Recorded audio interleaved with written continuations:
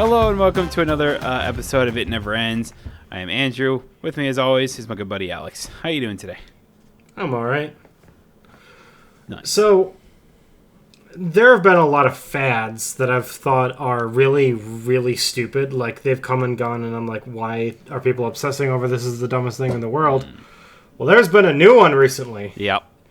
This, I'm not sure if we've talked about them yet, but there are these big, like, tin cups that apparently construction workers used, and now 8-year-old girls are obsessing over them, and kids are getting bullied for not having legitimate ones. I'll be honest with you. When you were talking about this, I thought you were going to talk about Pal World for a second. I mean, we can talk about I know, that but that completely threw me out of left field. I legitimately thought you were talking about the Pal World, and then all of a sudden you were just like, yeah, I remember those tin cans and people are being bullied for them? What the okay. Yeah, no, out of the loop entirely. Yeah, you're out of the loop entirely? Entirely. I have no idea what you're talking about. So there are these things called Stanley Cups.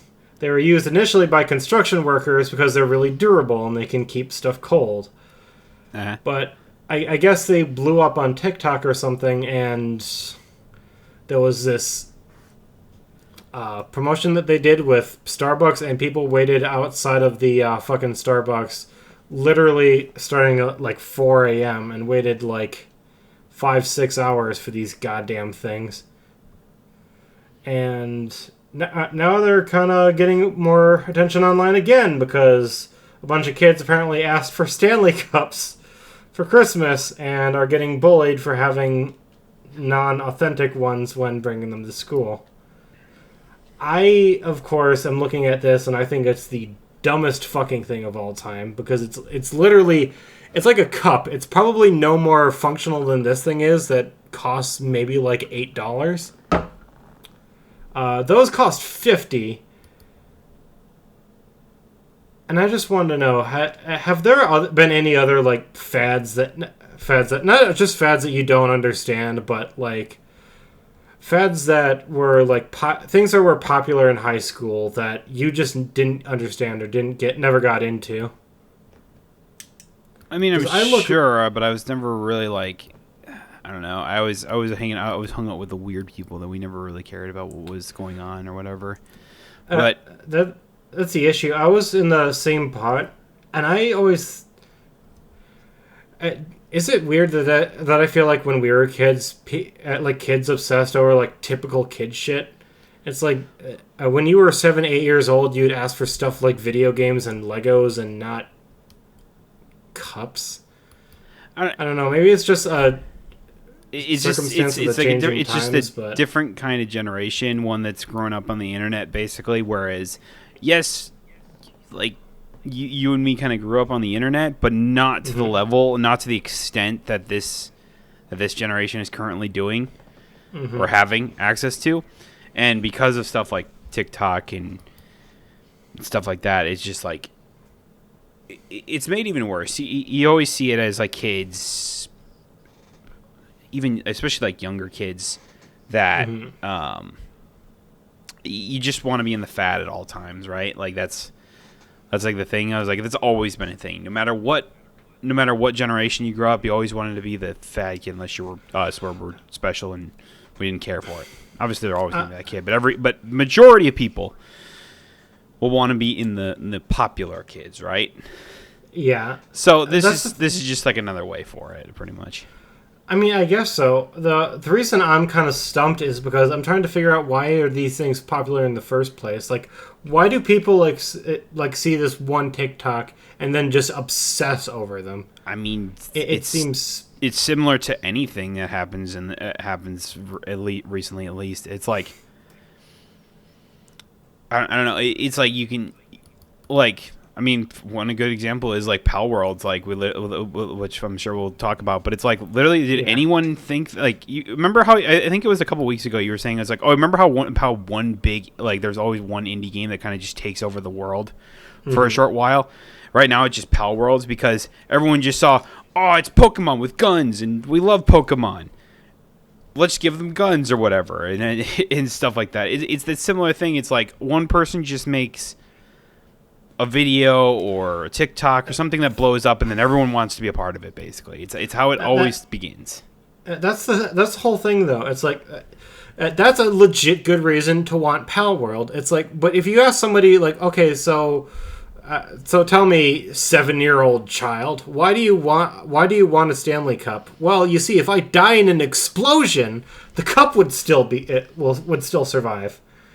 And it's like, okay, what fucking scenario would you ever get in where you would?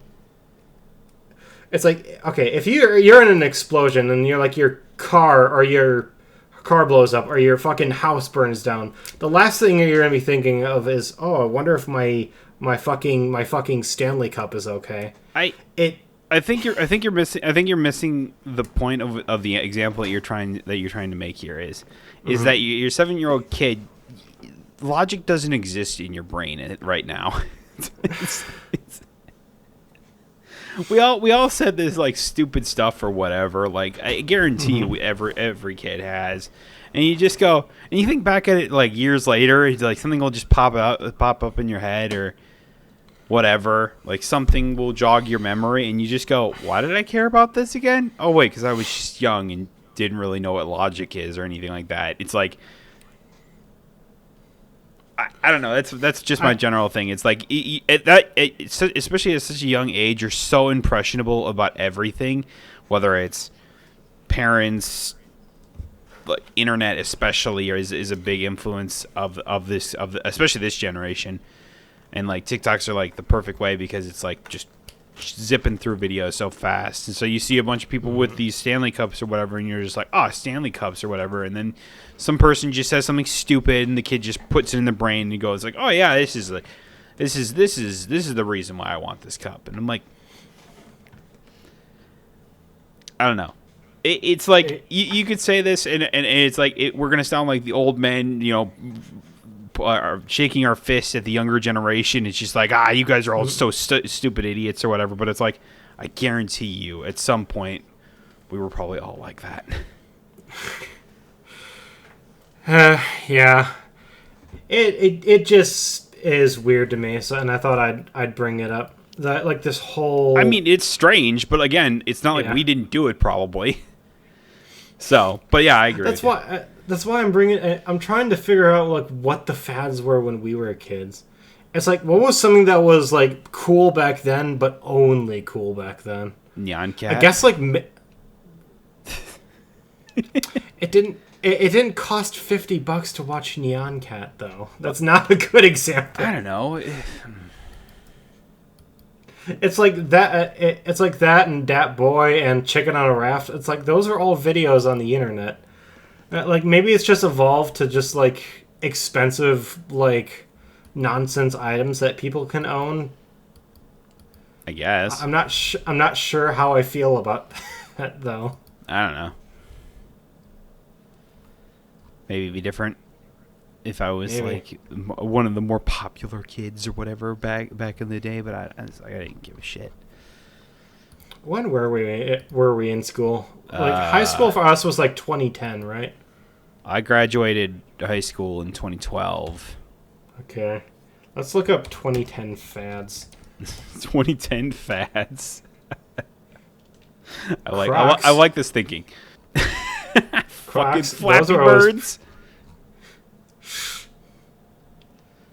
All right, I will say though, Harlem Shake. I will say Crocs blew up around that time. That is 100% true. Do you remember when Crocs blew up like that? Absolutely. Yeah. Silly bands. That's true. The Shutter Shades. Still, a lot of these you don't have to pay for. It's like Crocs are the exception. I was that way back then too. It's like I saw like Crocs were fucking everywhere, and I never understood why people obsessed over them so much. Yeah, that's fair. Oh yeah, wheelies. Remember those shoes that had wheels in the heels? Yep. Those were useless, and people enjoyed them. They were terrible. Heelys, yeah, they were terrible. Heelys were absolutely god awful. Man, this makes me think of. Man, fidget spinners were not a 2010 thing, but no. Well, And definitely not 2010, but like in the tens. Yeah. For sure. But remember those were a huge thing for the longest time. Fidget spinners, yeah. Yeah. It's always interesting to see like what kind of like comes and goes, especially like just like fads and trends or whatever. And it's like, I mean, this is just the next evolution. I get that. I just don't get that. you get where I'm coming from. Yeah, though, right? no, I understand that. Yeah.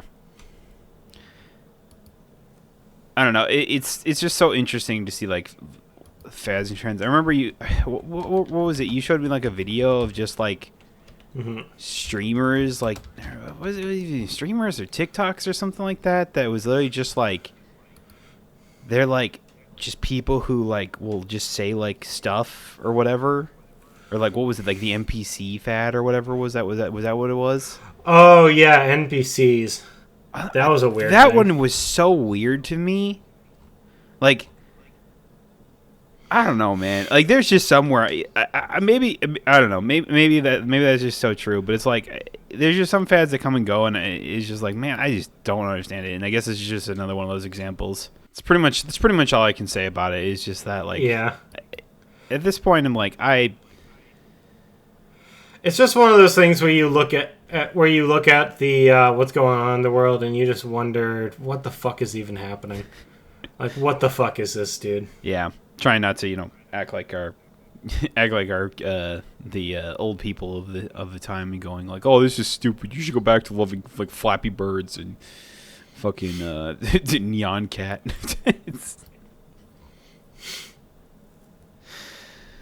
Oh man. It is interesting though when you talk about it. It's like, oh, they're all like $50 things, like cups, and like that's what they were absorbed over or whatever. And I just go, it's kind of just like, I also feel like it's just like people love flaunting wealth, basically, and like that's been the thing that I've been noticing too. It's like on social media and TikTok, it's been so popular just showing off like, oh, check out these like $2,000 clothes, or like this expensive car, or all these like like again a premium cup. It's a cup. Yeah. I don't know. That's always been a thing. It's like, and then like I don't know. At least in America, it feels like, especially like there's a sense of, if like you have to basically be as wealthy as the other person, basically. Yeah. It's like you always see that in like Neighbors or whatever. It's like Neighbors are always like, oh, they got this like cool car or whatever. So then the other neighbors get another cool car in response to it, and I go, why do you care? It's the same thing as like, I remember like as like, was it like high school or whatever? We were like, it was the one year I did like JV basketball or whatever, somehow made JV basketball. And because you were like, you're supposed to have like a shirt and tie and like, dress up and it look nice or whatever for like like game days or whatever. You go to school dressed up nice and everything. And not that my family was poor or anything, but I just didn't have a tie, and my mom wanted to get these like nice ones, and I just go, why can't we just go run down to like the Goodwill and just like get a tie there or something like that? And it's like, well, you can't show how poor you are. And I'm just like, what? Which is really funny now because my mom is the exact opposite now. She's just like, I don't. It's like, who cares? It's a tie. But it's like, I always remember that in high school. It was just like, can't show off how. And I think it's also partially a symptom of me going to Middleton, which is a school that was known for having rich kids in it. Yeah. Or at least that was the general stigma, that anyone that went to Middleton High School was rich.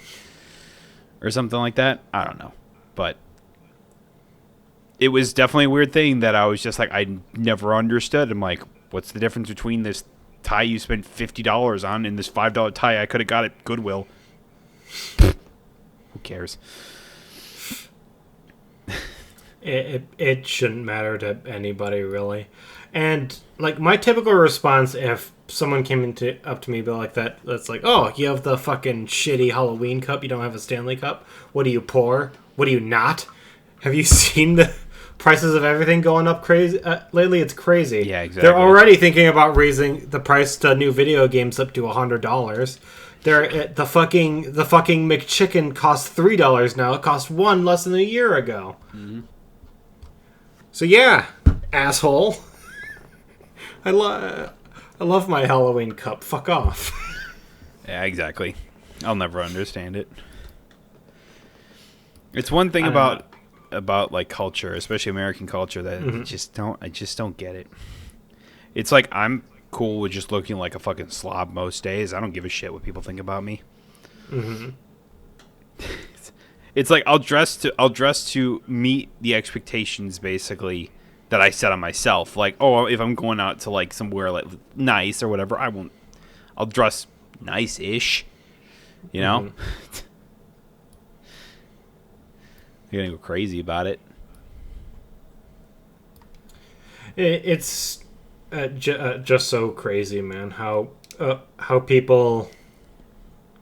Yeah. Yeah. No. Anyway. Yeah. I think we'd be. Yeah. So.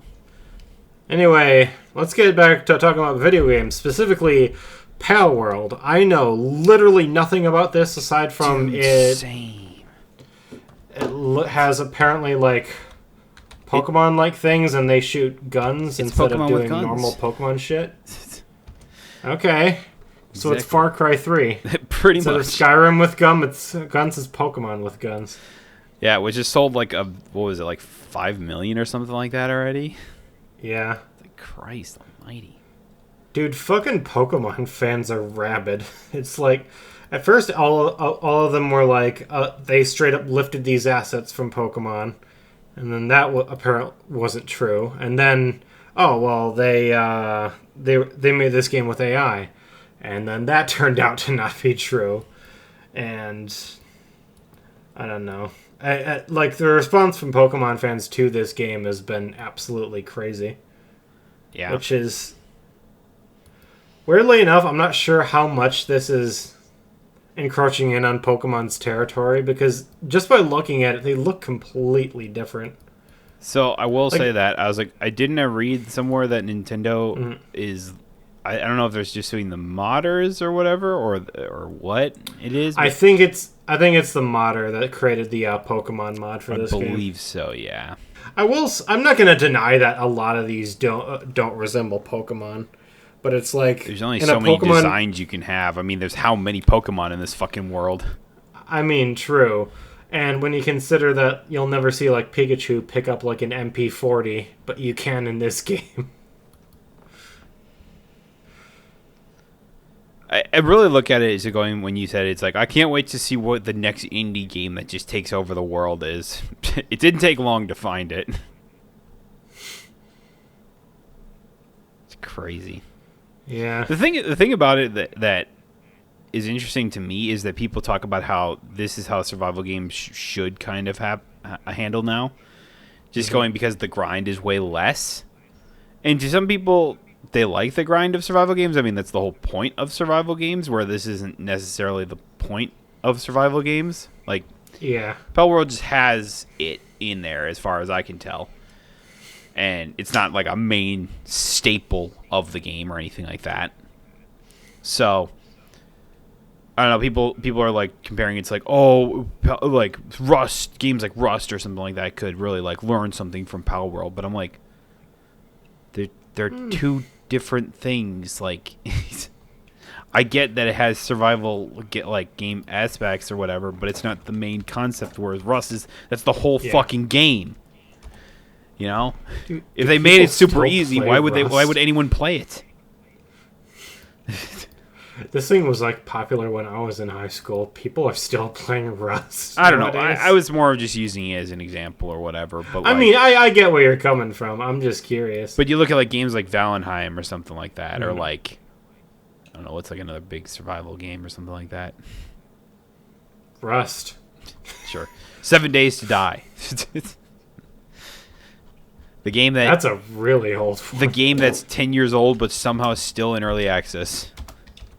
No way that game's still in early access. I believe it is, isn't it? What the fuck? It went into early access 2013.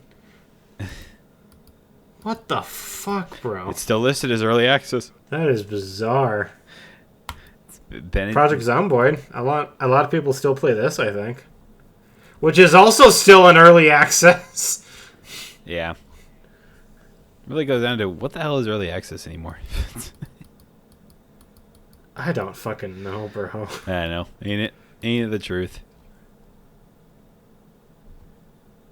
All right, so after Pal World, what's next, right? It was first.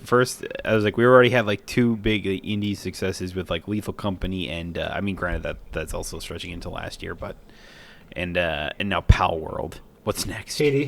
Hades 2. We already kind of know that's going to be a hit, though, right?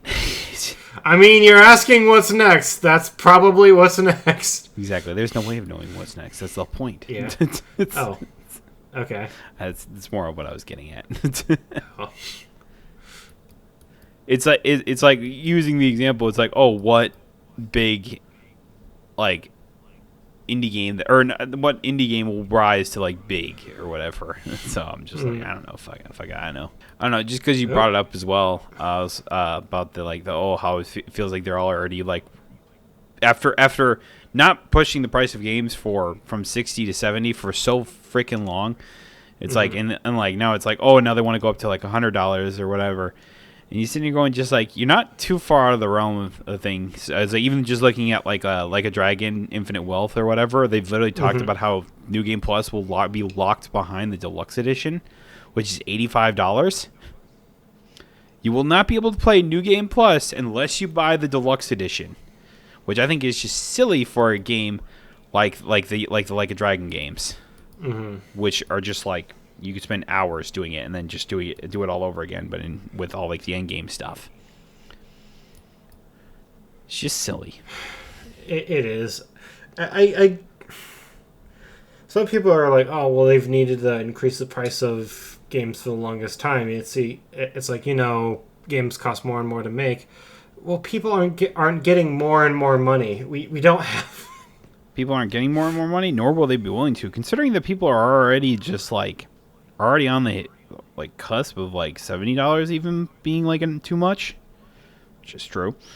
It's like, well, it's like, here's the thing: you have to make that worth the $70, right? And in this case, it's like, oh, for especially like a Dragon fans, $85. It's probably not going to be too bad for them, but it's like, doesn't mean they should, especially for something that has realistically always been. Just with the game in general, like this is the first time I've heard of it, like even something as simple as like a New Game Plus behind a paywall. It's like, could you imagine they just took out? It's like, oh yeah, next thing you know, you're gonna see like open world games. Like, oh, it's like, oh yeah, you can fast travel, but if you pay us like an extra $10 for the Deluxe Edition. Like, where does it like, so now they're going to put quality of life stuff behind, like, a paywall? Behind a paywall, and that is the scary thought, isn't it? Oh, man. I feel like it's going to, I'm making a bold prediction here. I think they're going to charge for the standard version of GTA 6, I think it's going to be $100. I think they're going to try and get away with that. And I think people are going to be accepting of it because it's like, oh, well, it's GTA. Of course, I'm cool paying $100 for this. I'll play it for 10 trillion years or some bullshit. The problem is, it's like, you can't pick and choose. You can't make exceptions, right? And they might try doing some bullshit because they're Rockstar and they can do whatever the fuck they want. It's like, oh, well, GTA Online is an additional charge. Doing X, Y, and Z is an additional charge. And other game companies are going to look at that. They're also going to be looking at Like a Dragon being like, we could paywall our New Game Plus. Exactly. We could paywall our fucking online mode. Exactly. And you bring up the point that I was going to make. It's the slippery slope. Once one does it and it gets away with it, then everyone else will do the same thing. I mean, that's pretty much how like loot boxes, DLC, and everything like that. Every way of getting like extra money out of games or whatever has happened, basically, right? Yeah. And now it's like, oh, we all just kind of like, oh, we're all in upgrades or whatever about like that, and then a short distance goes by or whatever, and nobody cares, and it's just like, he's just part of life now. But should it be? You know, it never should be. But this fucking consumerist attitude that so many people seem to have nowadays, but it's like, yeah, it sucks. Well, what are you gonna do? It's like, well, don't pay for it then. And how about want it? Exactly, and it comes down to like, it comes down to like, I don't. There and again, we say this all the time. There are so many games that are out there. I get you're really excited about this thing or whatever. Mm-hmm. It's great, but you also have to say it's like. But you also have to be willing to put down a stand. It's like, oh, $15 behind just getting New Game Plus and a bunch of other things. Mm-hmm. It's not just New Game Plus, but you gotta be willing to put your money where your mouth is. Exactly, and that was the thing that people got really mad about with like, I hate to bring it up, but like Hogwarts Legacy or whatever with like the whole stuff with that. It's like people didn't want Hogwarts Legacy to succeed. Not because they didn't like the game or anything like that, but because, all the stuff with J.K. Rowling's. Yeah. And that's why it was just like, oh, but I want it. But it's like, but do you support, like, trans people and stuff like that? And, like, and not, supporting a homophobic asshole, Like, It's that kind of stuff. It's like, but all the Harry Potter fans love it and everything like that. But it's like, at some point, you have to make a choice to either support what you care about, what actually matters, or, a general entertainment of a game you're going to play for maybe 30 hours. Do you care about the health of the entire video game industry, or do you care more about, like, getting more of the next, 20, 30 hours? And it's like you said, there are so many games. There are so many games that come out. So many games by so many developers that truly care about the product they make and are super passionate about what they do. And so when you see stuff like this, and I'm like, it's not that I don't think that the Like a Dragon people, like devs, don't care about the stuff or whatever, but it's just like, or like other things, but it's like, it's just so hard to support games that. It's hard to support that because it sets a bad precedent. Like, I'm sure it makes more sense for them on their bottom line or whatever. This is gonna be a bit of a bold statement. Do I think they need to do that? No, absolutely not. No, Like a Dragon is a major franchise. It is a phenomenally popular franchise. Tens of thousands, millions of copies sold every single year. They don't need to be doing this. So I don't want to hear like, oh, well, they need to in order to make their money back. They don't. No. But the reason we're all so up in arms about this is because it does set a bad precedent.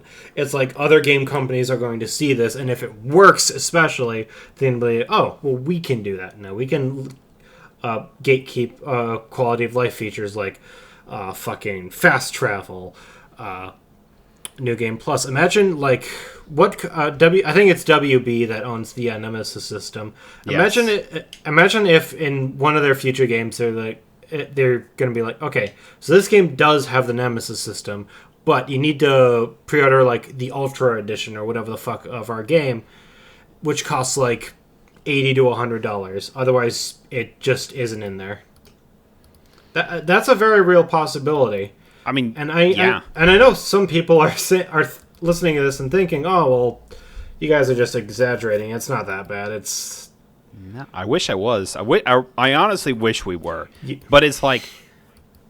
And look, if even if this goes through and either not a lot of people don't buy the deluxe edition or do, and they just say, well, we don't want the backlash, we don't want the outrage of it being on even an even bigger franchise. Could you imagine if obviously now with Call of Duty being an Xbox thing, could you imagine Xbox basically saying that it's something that you even brought up too. It's that buy Call of Duty for like $80 to also get like to unlock multiplayer. That's one thing that it would be so easy to them for it to just be like, okay, we're going to charge like $60-$70 for the multiplayer, but if you want the campaign, you have to pay like our $85, and if you also want zombies, you got to buy the $100 edition. Mm-hmm.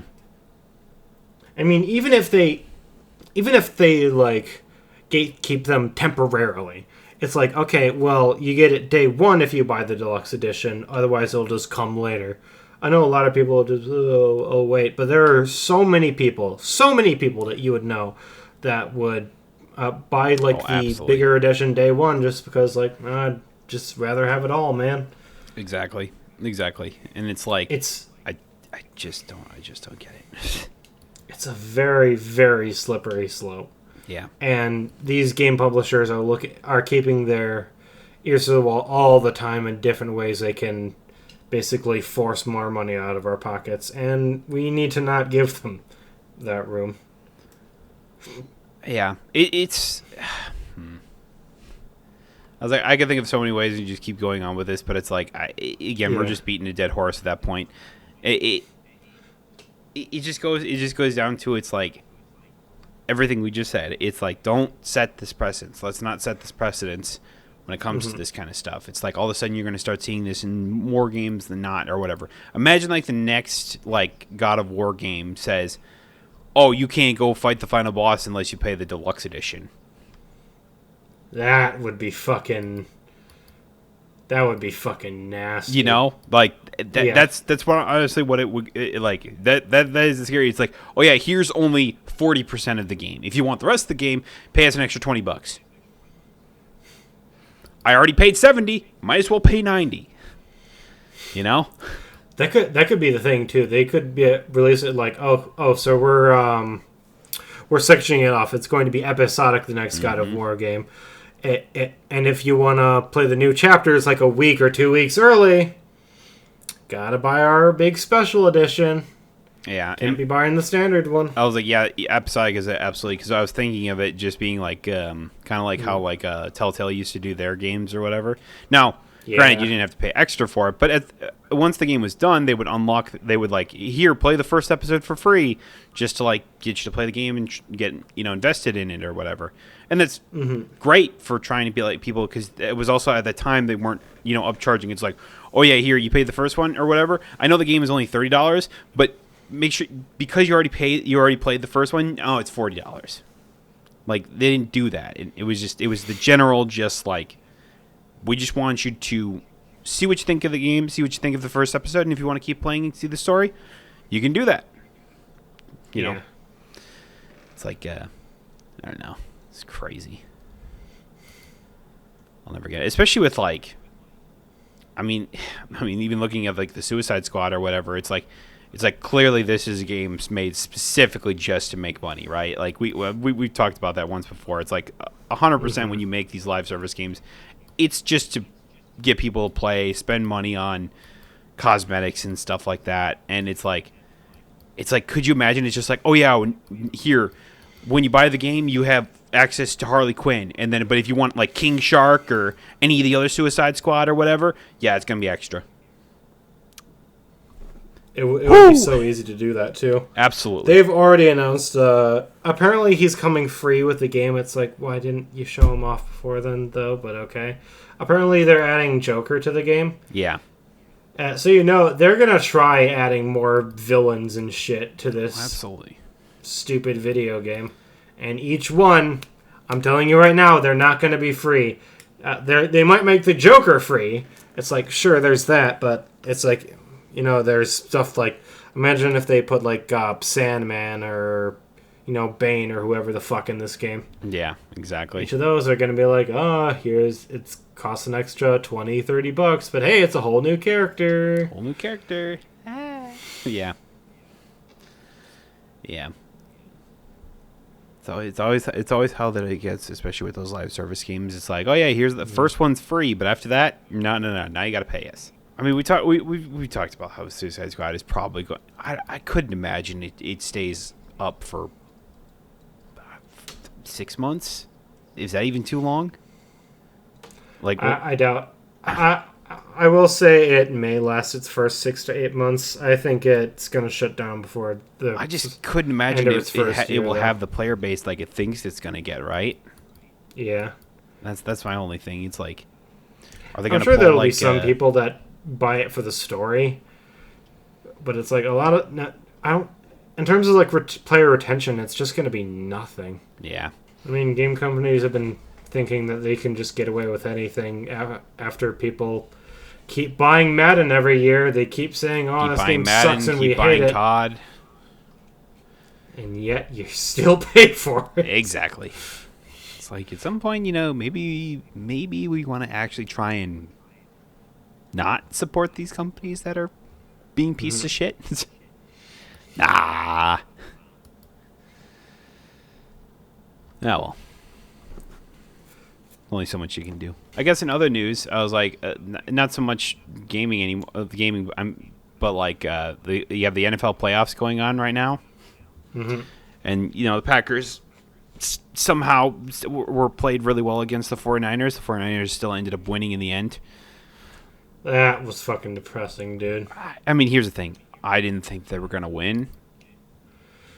But like, I thought they were going to for a little while. I mean, in the first half, they did so good. So me going in, I thought we stood no chance. As the game went on, I'm like, oh shit, they're actually playing really well, and the 49ers are not doing that great or whatever. And it was just like, oh shit, they actually have a chance to win. And then the fateful moment where the NFL script had to kick in. I don't know. It's not necessarily that. It's that Jordan Love made a bad decision to throw over the middle of the field, and our rookie kicker just went a little bit too far to the left on the game on what would have been a game tying kick or whatever, because it wasn't at the time, but it would have put the lead to 7. So when the 49ers scored their touchdown, they would have just tied the game, which I assume probably would have made the Packers play more conservatively when it comes down to the end of the stretch, just knowing they would only need a field goal to win it. I don't know. You can play it in your head like 1,000 times over, but unless it happened, you're never going to see it. But it's like, it sucked. It's like here. The thing is like everyone's just like talking about it. It's like, oh, Love made a couple bad reads. He had like 2 bad passes. I'll say this about this season for the Packers and Jordan Love. I came around. I didn't think I would. I really didn't think I would. When you look at his numbers, they're far beyond what I thought they were going to be, and better than in comparison to the league, better than I thought they'd be. It went a lot better than I thought it was going to be. I'll agree to that. Yeah. And so I sit here going just like, is he still rough around the edges? Yeah. I mean, it's his first actual season as the starting QB. Didn't think it was going to be perfect, but did surprisingly well. And we'll see how next year goes. And my biggest complaint with the Packers team this year was the fucking defense was atrocious. It was so bad. And announced today, Joe Barry, the defensive coordinator for the Packers, is out. He's done. And I didn't think that was going to happen after a 9-8 season. Because for a good chunk of the season, it was the reason why we lost and why the offense had to work so damn hard in all those games. Like if the defense even played like decently through the majority of the season, I guarantee the Packers would have ended up winning like 10, 11 games. Like there was just times where they just got outscored by a crap team. I'm glad they actually came to their senses, though. Yeah. It was like the defense was just so bad. It was atrocious. There was no discipline on the team. They were getting called for stupid penalties and bullshit and stuff like that. And it's like, man, that reflects on the coordinator a lot and the head coach a lot. So I sit here going just like, I mean, even look at like other teams in the league or whatever. The Bills fired their offensive coordinator after the offense was atrocious for so many weeks. They fired the offensive coordinator, brought in a new one, and all of a sudden their offense looked like it used to be, where it's actually good. Sometimes it's all it takes. Sometimes it just takes a change of scenery. So, but yeah, I don't know. It's just like it's really funny to think about like this either real or not real NFL scripts that you want to talk about, considering that the logo for the Super Bowl is like purple and red, so everyone's kind of just saying it's like, oh, the script is that the Ravens are going to be facing the 49ers in the Super Bowl, and the Ravens are going to win because there's more purple in there and there is red in the logo. And I would say that, oh, they're just, reading too far into a logo that they just kind of just put two colors to. Mm-hmm. But the past 2 seasons, literally the colors of the Super Bowl logo have been the 2 teams that have faced in the Super Bowl. And the team that has the most more color in it won. So you really look at it and you go, man, it's a hell of a coincidence, right? Yeah. Or is it? Fuck, dude. You really ask yourself that question, though, sometimes, don't you? Mm-hmm. Oh man, what's more fun to watch or whatever? I guess I don't know. Well, let's see if the colors stay consistent this year. Hey, so I was like, the 49ers needed to win. They won. And then the Ravens won when they needed to win. So we'll see it this weekend. We'll decide whether or not it'll actually be 49ers versus Ravens. So Ravens are going up against Chiefs in Baltimore, and then the 49ers are going up against the Lions in Cali. So that'll be interesting. It's like, I think I don't know. Those will actually be two tough teams, because it's like the Chiefs are still a good team despite underperforming a lot of the year. It's like you have Patrick Mahomes, Travis Kelce, and all these great receivers, yet apparently all the receivers just don't care to actually like win games or whatever. I don't know. That's not true, but it just feels like they don't care as much as like your quarterback or your star tight end. Yeah. In a way, that was a criticism that they had a lot during the season. I think that's kind of come around, but it doesn't help their drop issues. I think I remember seeing a stat that says that the Chiefs wide receivers have the most drops in the NFL this year when it comes to their passes, and I went, yikes. So you can't help Patrick Mahomes being just like, man, I put it right on the money and you still didn't catch it. Sons of bitches. It's like, on occasion that happens. You kind of expect that as a quarterback. Sometimes your receivers are just going to drop the ball or whatever. But it's like, but when it happens consistently, you just go, motherfucker. The fuck are you even doing, boy? Yeah. I think the true wild card in this, though, is the Lions. The Lions have been either been really good or absolute shit all year. There are some weeks that they play like absolute shit, and there's other weeks that they play like a fucking god. I don't get it. So we'll see. Well, they're gonna have to play like shit if they want to follow the script. It's true. They already got a scripted moment on them too. It was earlier in the season or whatever, when they were facing the Cowboys or whatever. They went for 2, and they got called for illegal man downfield because they're saying the guy did not report as an eligible receiver. Yet when you look at the tapes, you can literally watch him walking up to the ref saying, "Hey, I'm eligible," basically, and the ref just goes, "Nah, don't care." It was so bad. It was so bad that the ref that happened to, basically, and even though the league even stated that it is on the player to make sure to report to the ref to make sure that they are eligible, or to report that they are eligible, that is not on the official. But because there was such an outrage and there's clear evidence against the ref for quote unquote like rigging the outcome, basically, because even though, and it's like there's just so much evidence that he actually got demoted. Yeah. I've never seen that in an NFL game, despite some absolutely shit calls, like all year or whatever. And it's just like, man, it's wild. This NFL season is weird because it's like it comes down to it, like it's been a weird season. Yeah. Well, it's like the thing is like just how bad like the officiating has been all year. It was just like. It's like there are some weeks where it's just like some weeks every week has had an egregious call of some way or a no call that should have absolutely been called. Hell, even the Packers beat the Chiefs on a pass interference that wasn't called, and I'm just like, and that should have been 40 yards down the field or I think a half a distance to the goal or something like that, and they should have got a first down. Instead, it ended up being fourth down and they had to punt it. All because the penalty was not called. And it was egregious. There was no reason they should not have called it. Hey, in other news for when it comes in sports, though, is the Bucks decided to fire their head coach. I always forget his name. Is Griffin or whatever?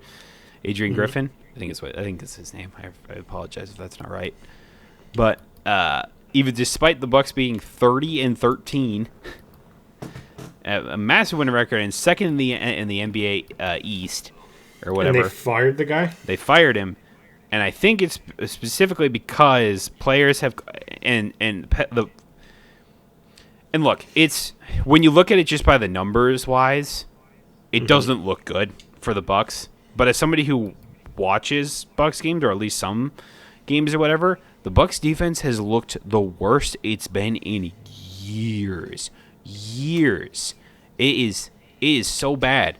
And it's like and it's so crazy to think that you have a defensive player of the year in Giannis Antetokounmpo and Brook Lopez, who's I think NBA leader in blocks or maybe near the top in blocks. I bet you Wembanyama is probably near the top if I had to take a guess.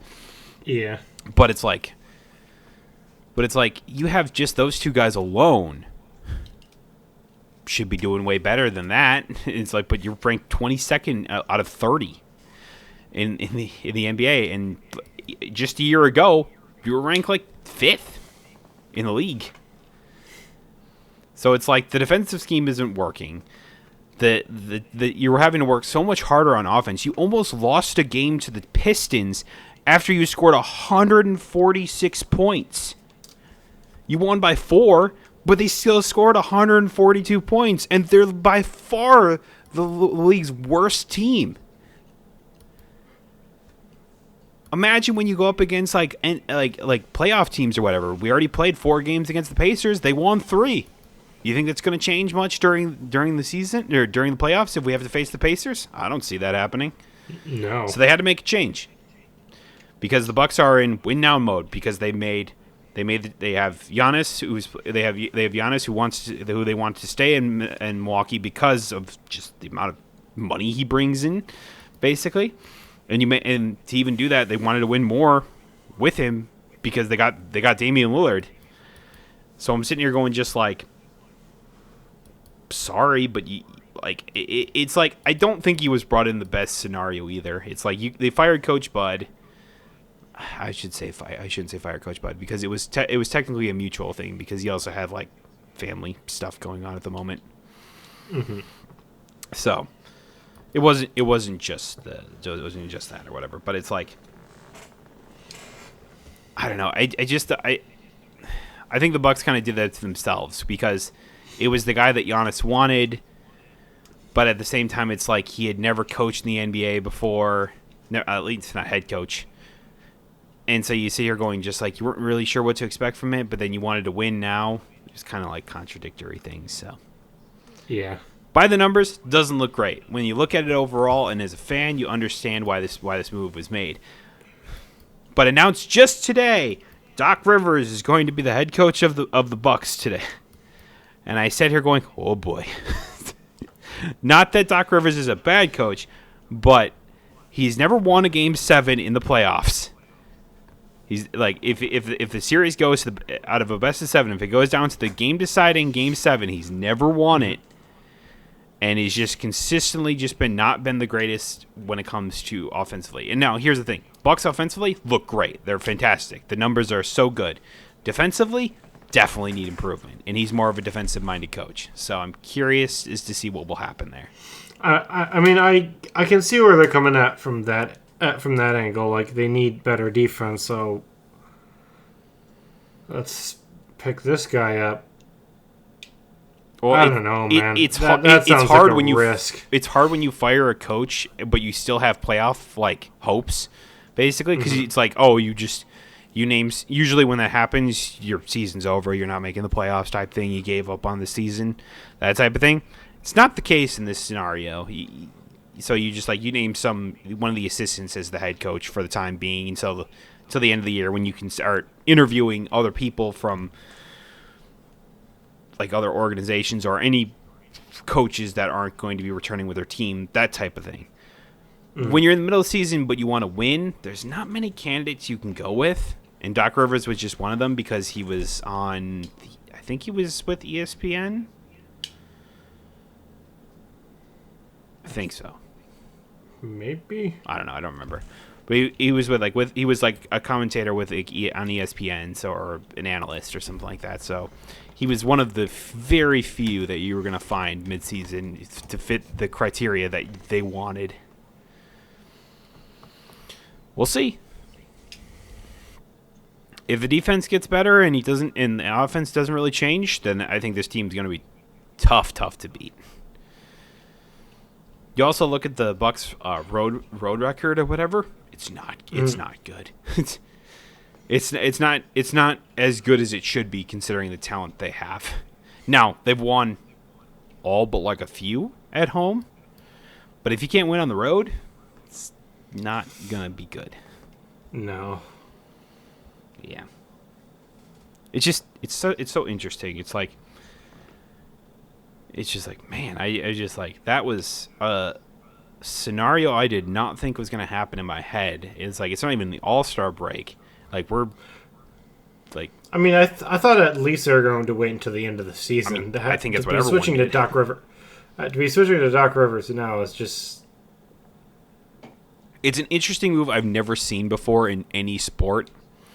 Like, with this specific scenario in mind, you know? It's not like he was necessarily doing bad. The record says that you're still one of the top teams in the NBA. But when you go even deeper into the numbers, or you even just watch the games, you can just generally tell like the players are not too fond of this defensive philosophy that they have or whatever. Bobby's talked about how.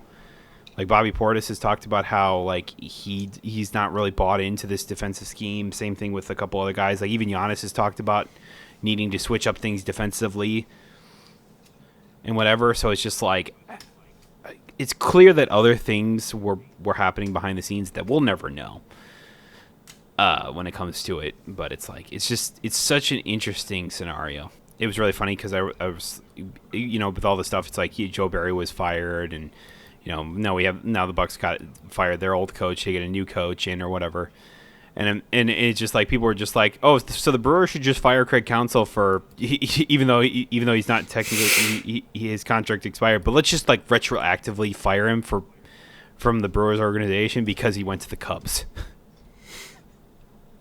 And I thought that was a funny joke.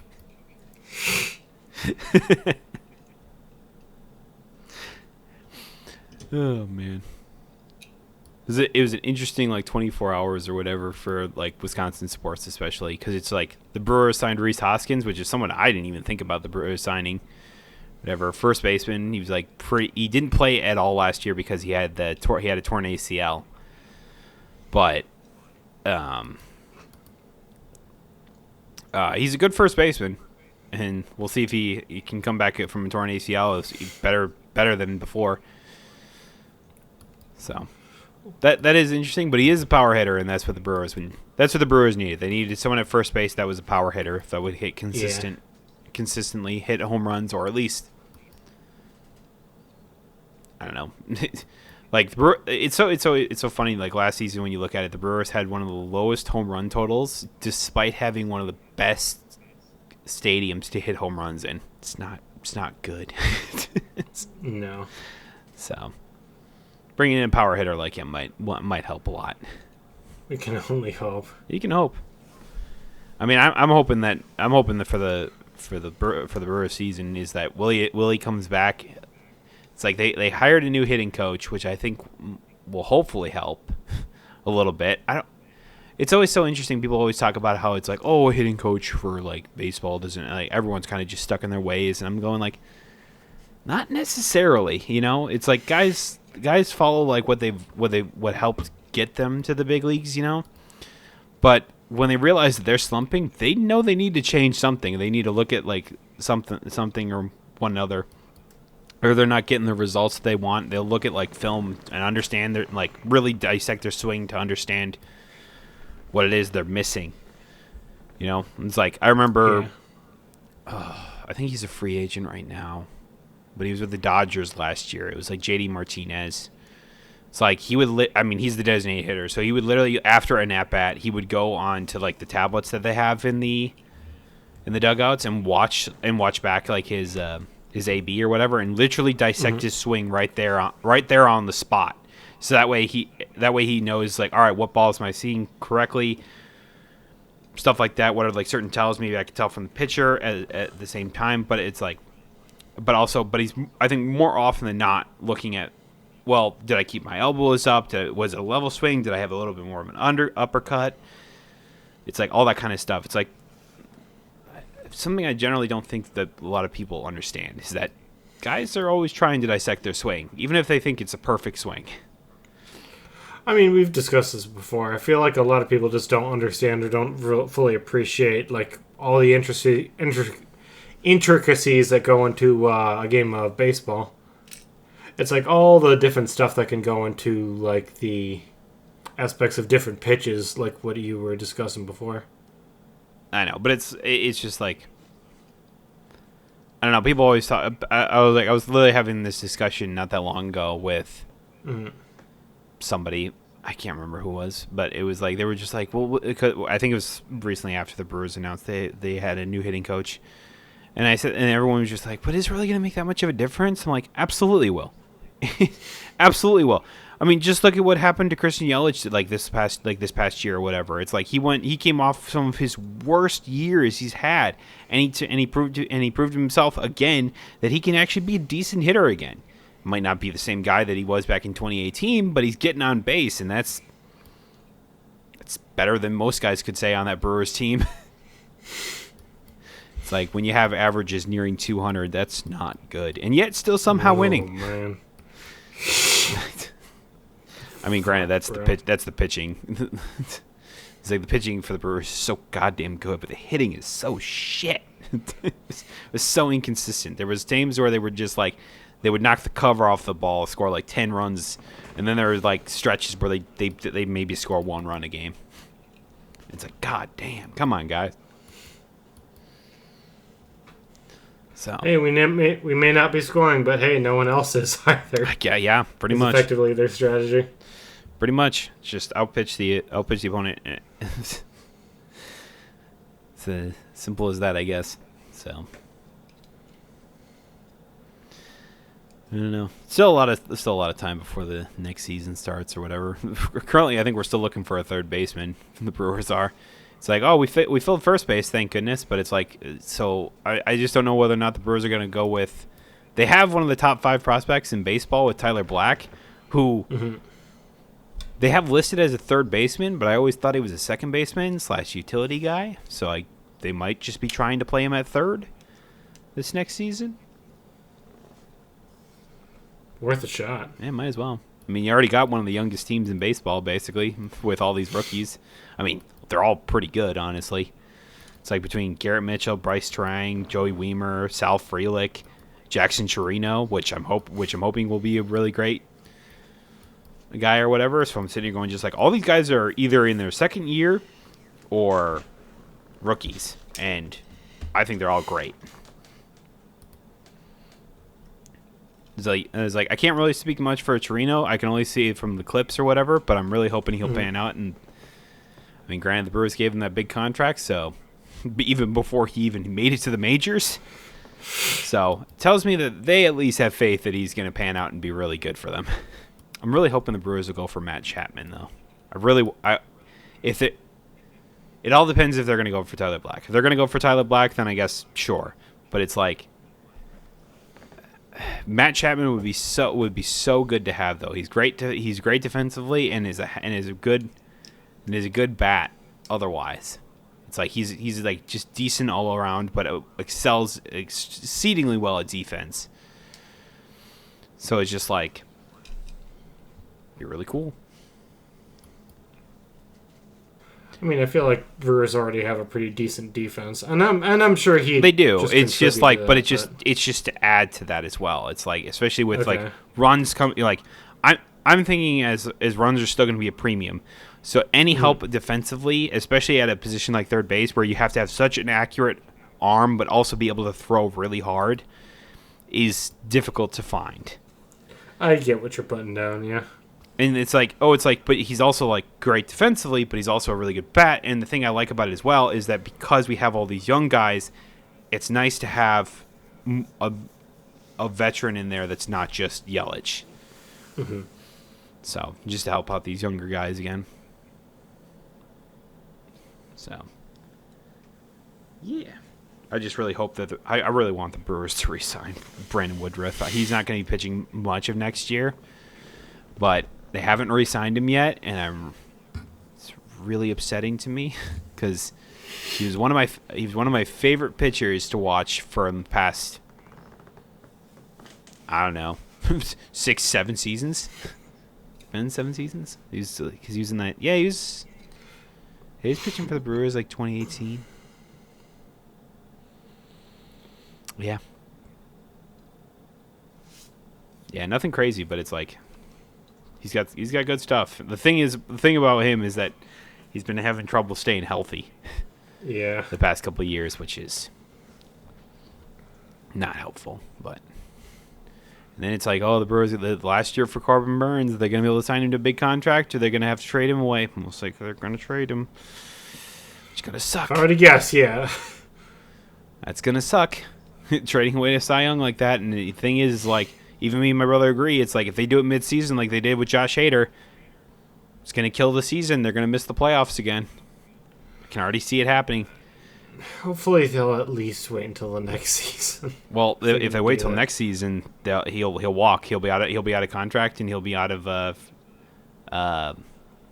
arbitration years, which means that anyone can pick him up basically without having to trade him. So it's like you either work out a deal before the season starts, or be very confident that you can, or just trade him before the season starts, or you're going to probably end up trading him mid-year. So I just remember back in 2021? Yes. Yeah, in 2021 when the Brewers traded Hader because he was going to be under, even though he had one more year of arbitration left, they traded him because they had a great deal at the time. And I just go like, man, don't worry, now Hader's the Houston Astro, and everyone, again, hates the Astros for sort of understandable things, but at the same time, it's like, man, just, can we all just move on for a second? It's like, yeah, we all know that it was bad. It was bad at the time. Why can't we all let it go? I will say though, with the Astros picking up Hader, you have Elvis Presley and Josh Hader for the 8-9 role. Holy shit, that is one of the best 1-2 punches in baseball. You have like Presley has like one of the craziest, I think it's a slider, or maybe it could be a cutter. It has such crazy movement that I'm just like, wow, that is wild. And so, and it's just like, and I don't know how anyone hits it. And then you have one of the best like fastball pitchers in Josh Hader. So I'm just like, ooh, that'll be interesting 1-2 punch. There are also reports that they're trying to potentially make Hader a starter, which I think is just weird, considering how well he throws in 3-game things. I don't know if that's necessarily true, but I just go like, man, he's so good as a closer. Why would you want to switch him to a starter? I don't know. I mean, it'd be interesting to see. I don't think it'd go too well. Well, the thing is like as a closer, you're only really in there for 3, 4, maybe 5 outs at most times or whatever. So basically, what you can do is that you basically throw everything you have into theoretically like maybe at max 15 pitches, right? Mm-hmm. So you put in all this effort. Your pitches are near unhittable because you're putting in all that effort into it. Whereas a starter, you kind of have to pace yourself as a starter, because if you start throwing 99, 100-mile-an-hour fastballs the whole game, you're going to be gassed by the third inning. Like, your arm's going to be feeling it then, and you're not going to be accurate or not nearly as effective. So it's always interesting whenever you see a closer go to starter, because it's like, well, they have really good stuff, but then you realize as a starter they can't do that, or they're going to throw out their arm and probably hurt themselves more often. It's like sometimes you see it the other way around, whereas a starter goes from being a starter to a relief pitcher, sometimes even closer if they're really that great. Just because you basing less guys so you can put more effort into your pitches. Mm-hmm. I can maybe see where the angle that they're coming from. Maybe they're hoping, like, if we have this guy who's a great starter, or closer, put him up as a starter. Maybe if we just have a really, really good start of the game, we can just, hope we can protect that lead for the rest of it with, like, really solid defense. Yes and no. It's okay. Like it's so because like the thing is like at some point it's like balls are just gonna find gaps. I mean, that's just how baseball is. It's like you only have so much space that in the outfield. It's like you have 3 outfielders or whatever, and there's so much room, especially in the outfield. Even if you put, it's like they're gonna find grass. So it's how it be, and it's up to like great pitching most of the time to try and get not great contact or whatever. So they're just doing like little ground balls or easy pop flies or something like that. The instant that guys are making solid contact, they're either hitting doubles, singles, doubles, or home runs even, and then you just go, then it's out of control. So it's like it's great to have great defense, but pitching is more important than great defense in my mind. It's like you want good defense, but at the end, pitching is gonna be what your best defense. I mean, all we normally talk about is video games, so it's good to switch things up for a little bit. Yeah, just lots happen right now, especially with the NFL playoffs going on right now and all that. A lot of stuff with the NBA and the Bucks. And it's a lot, and I'm just like, it's like even with like just going back to like the Bucks stuff or whatever, just real fast. It's like it's so interesting to me to like. It's like, as a fan, it's like, how do you really feel about that? And I'm like, and how does anyone stepping into the role of like as a coach, like even if Doc Rivers pans out or whatever, and they either make it, deep in the NBA playoffs or even potentially win it or whatever. I'm not going to get my hopes up that high, but if it all works out, then good. But if it doesn't, and they say it's like, hey, thanks, Doc, you did your best or whatever type thing. It's like we're gonna, now that the season's over, we can actually look for candidates or whatever again. So we're gonna do that. That'll be interesting to see who they go for. Yeah, because like I said, the Bucks are in win now mode. Like they want to. They got 3 years with Dame under his current contract when they traded him, and they signed Giannis up to the same length. So it's like they want these next 3 years to be very competitive when it comes to the NBA. When it comes to the NBA playoffs, it's like they want to win probably. If I had to guess, they want to win at least one, but they're hoping for probably at least 2. Because it's like, when you look at it, it's like Milwaukee's technically a small market team, but they made a trade that I was not expecting and went all in on it as a result of that.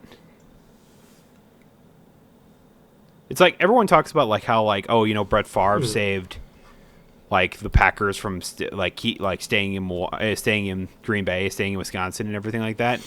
It's like when you look at it, it's like Giannis is the whole reason the Bucks are irrelevant at all. And it's like, and here's the thing: when Giannis retires or leaves the Bucks or whatever, the Bucks are going to be irrelevant for a lot of years. They've spent a lot of draft picks trying to make good teams to win to win the NBA Finals. And they did one year, and that's great. But it's like when you look at their picks or whatever, it's slim pickings for the next like 7 years. I don't think that. I think my brother told me is like, oh yeah, the Bucks don't have a first round draft pick until like 2026, 7, maybe even later than that. Jesus. Because like I said, they're using these picks to, you know, for trades to get pieces they're missing for to try and win the finals. So you mortgage your future to win now. It's how every sport, especially professional sports, handle. You know, when you need that extra piece to help you win. It's like NFL does it, NBA does it, MLB does it. Although the MLB they trade prospects because draft picks are worth nothing really. It's like, well, thank y'all so much for listening or watching to another episode of It Never Ends. A lot of sports talk on this one because a lot happened over this past week, but so yeah, be interesting to see who wins this weekend for the NFL playoffs or anything like that. See if the script is still alive. But anyway, be sure to like and subscribe to the podcast. You know, rate or whatever, that kind of stuff. Be sure to follow my co-host over there. He's always looking to play games with a buddy of ours. At twitch.tv/Tom Cruise Can't Lose. We stream sometimes. Exactly. So, yeah. And that'll be all for us. See y'all next week. Bye-bye.